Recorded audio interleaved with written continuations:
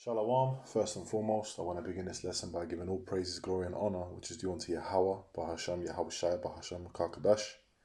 Double honors to the apostles, bishops, and elders, the great Muslim who well and lead the flock by example. And shalom to the elect of Yahweh Shai, the elect of Israel, starting with 144,000. And it's the brother in the Pash from the GMS UK camp. And I'm just coming back to you with another lesson. And what I wanted to touch on today is that pretty much these people out there in the world, they're pretty much ready. That as the world is moving closer and closer towards this new world order, okay, people are getting down with it more and more. Okay, you got technology, so-called, becoming more widely spread. Okay, you got internet access all around the world. You got AI. You got all kinds of things going on, and pretty much soon this the powers that be, okay, the international banking elite, which are the elite of the nation of Esau, the biblical nation of Esau, okay, they're looking to bring down great wrath upon the people, as it is written in Revelation 12 and 12 about the devil coming down with great wrath because he knoweth that he have a short time. Okay, that's why they've got these different programs in space, such as the Star Wars program, okay, because they know that the Lord is going to come back with the angels, okay, Yahweh Shai, the Messiah. All right, so they're trying to hurry up and trying to upset the prophecies by pushing forward their New World Order agenda. Okay, now I'm going to start in Revelation 13 and we'll go from there. This is Revelation 13 and 1. And I stood upon the sand of the sea and saw a beast rise up out of the sea, having 7 heads and 10 horns, and upon his horns 10 crowns, and upon his heads the name of blasphemy. Okay, and that's pretty much going into Esau's power structure. All right, like the 10 horns. Okay, you had the original 10 EU members. Okay, when you look at Esau's power structure, you look at the beast.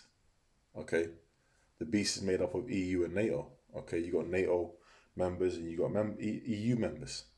Okay, this is in the beast which I saw was like unto a leopard, right? Which is going into Alexander the Greek, okay, which was an Edomite ruler in the ancient world, all right? And his feet were as the feet of a bear, okay, which goes into the Russians, because the Russians are going to have a big hand in taking down, okay, America, okay?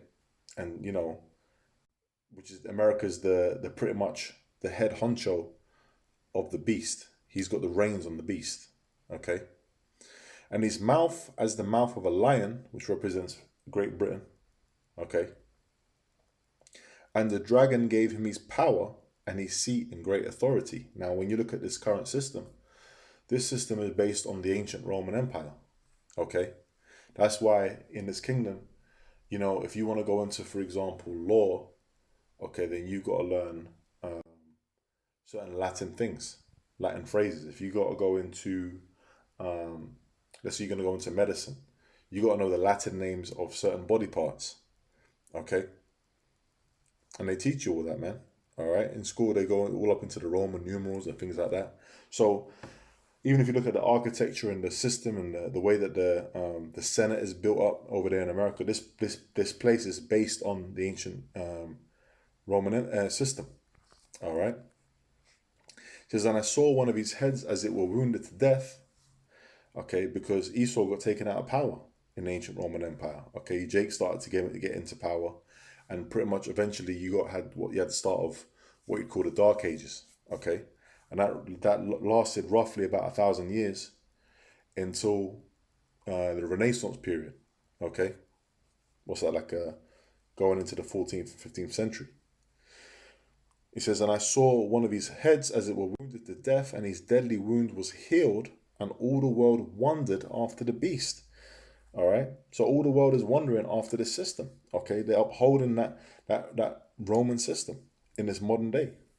Okay, it says, and they worship the dragon, which gave power unto the beast, and they worship the beast, saying, who is like unto the beast? Who is able to make war with him? And pretty much, there's been a certain status quo, if you will, okay, You had World War One, World War Two, and for a long time now, you've got America as the head honcho, okay, and this different alliance of nations that people look at like thinking like this is gonna run forever, okay. But what you're gonna find out is that it's gonna be taken out, man. Right? It says, and there was given unto him a mouth speaking great things and blasphemies, and power was given unto him to continue 40 and 2 months.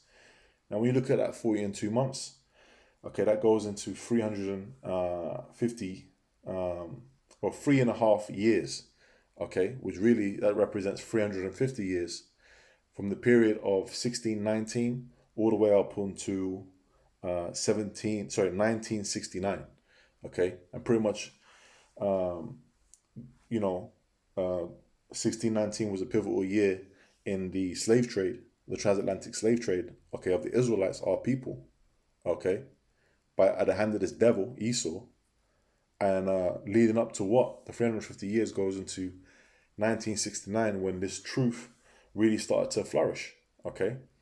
The spirit of this truth was out there, okay? And, you have what, High Priest Abba Bivens, who pretty much, set up men under him and so on and so forth.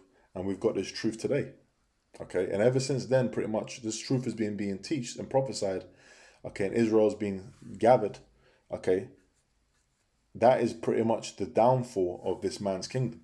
When you start seeing the prophets on the highways and byways in a kingdom, okay, Israelite prophets cursing it down, cursing that wicked kingdom down, that oppression, that slavery, that's how you know that place is going down. Okay? Right? Now, I wanted to focus on a bit where people worship the beast. Now, if you scroll down, right, let's start from verse 15. It says, and he had power to give life unto the image of the beast, which the image of the beast represents the philosophies, okay, of the system. That the image of the beast should, and who was saying some examples of that? Democracy is an example of that. Feminism is an example of that. Okay. That the image of the beast should both speak and cause that as many as would not worship the image of the beast should be killed. All right. So you got people who are worshipping the beast, they're worshipping its philosophies, and eventually what they're going to do is they are being set up to take that mark of the beast. Right? And I'm going to go into that. And he causeth all, both small and great, rich and poor, free and bond, to receive a mark in their right hand or in their foreheads, and that no man might buy or sell, save he that had the mark, or the name of the beast, or the number of his name. And that's going into the microchip implant. Okay, that's the final step, the key to this man's New World Order agenda. Okay, and he's going to bring it out. He's going to, make it mainstream, make it mandatory. People are going to be taking that. He's going to be deceiving the people. People are going to be taking that chip in mass. There's going to be chipping stations, concentration camps. All right. And the majority of these people, man, they're pretty much already ready to just take this chip. Okay. They're so enamored in this system. They're so, in the Matrix, hopelessly dependent on it. They can't see beyond this place. Okay. Now, we of the household of faith, our trust is in Yahweh Shmi Shai. We're not going to take that digital all, which is all it is. Okay? We're not going to take that. We're going to trust in Yahweh Shmi Shai. When the system is set up in such a way where you can't go and get food, you can't go to the supermarket, you can't have no bank account, you can't order this, you can't order that. When you can't do any of that, okay, because you ain't got the mark, okay, what's the majority of people that are faithless going to do? They're going to trust in the devil and they're going to take that mark. And you know what the scriptures say regarding those that don't have faith? Let's get that. What's that now? 2 Ezra 15, verse 3. It says, fear not the imaginations against thee. Let not the incredulity, which means unbelief, of them trouble thee that speak against thee. And the majority of these people that are speaking against us, scoffing at us, they're going to take that chip and be destroyed. It says, for all the unfaithful shall die in their unfaithfulness. Behold, saith the Lord, I will bring plagues upon the world, the sword, famine, death, and destruction. World War III is around the corner, man. The major prophecy that we're waiting for is the mark of the beast prophecy to be fulfilled. And you know who's in power, coming into power in America, which we know that he's just a puppet under the elites. But to forward their agenda, who's there? Trump. And who's one of his advisors? Elon Musk, man. And he's the poster boy for Neuralink. Okay, that's the poster boy for the chip. Okay. So pretty much, we're in that time where, heavy calamities are going to come upon the earth. And the majority of these people that are scoffing at us right now, that are in that incredulity, that unbelief, they're going to suffer for that. They're going to get destroyed. They're going to take that chip. They're going to feel that pressure. And even if they're saying, why are you going to take the chip? If you ain't got faith in Yahweh Shmi Shai, if you ain't of the Lord's elect, okay, all right, you're over there in the land of America, you are going to take that chip, man, okay, and be destroyed. All right, and the only ones that are going to escape that judgment that's coming is the elect. Okay, that's the only ones that are going to be delivered. And that's why we're the household of faith. We're the hope for the elect. We hope that the Lord's going to save us from the coming destruction, man. And also keep us in that time from taking that chip. Because what did the Lord say? It's not even of ourselves, right? Now, we have faith that we're not going to do that. But ultimately, our faith is in Yahweh Shai. Because this is what he said. He said, Revelation 3:10, because thou hast kept the word of my patience, which we've been in this truth, we're suffering, with teaching, we're doing everything we need to do. I also will keep thee from the hour of temptation, which shall come upon all the world to try them that dwell upon the earth. So it's the Lord that's going to be our God, that's going to keep us in that time. All right, and protect us, man. And that's the beauty of it, So, hey, don't let these unbelievers bother you. You're going to have scoffers that they're set up in their lots to do that. Okay? But ultimately, their end is going to be destruction, man. Whereas, those are the household of faith, those are the hopeful elect, their end is going to be salvation. If you're of the elect, your end is salvation, man. Okay? Deliverance. So, hey, Lord, and this was an edifying lesson. I'm going to close it up there, man, and on to the next one. Shalom.